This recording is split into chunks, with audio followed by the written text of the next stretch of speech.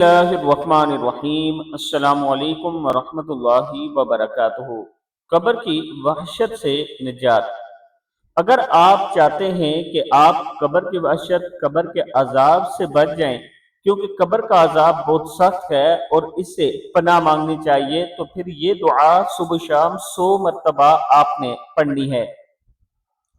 رسول اکرم صلی اللہ علیہ وآلہ وسلم نے فرمایا، جو شخص ہر روز 100 مرتبہ لا الہ الا اللہ الملک الحق المبین، لا الہ الا اللہ الملک الحق المبین پڑھے تو اللہ تعالیٰ اس کو فقر و تنگدستی سے نجات دے گا، قبر کی وحشت سے نجات ملے گی، مال و دولت سے اللہ تعالیٰ نوازے گا اور اس کے لیے جنت کے دروازے کھول دیے جائیں گے۔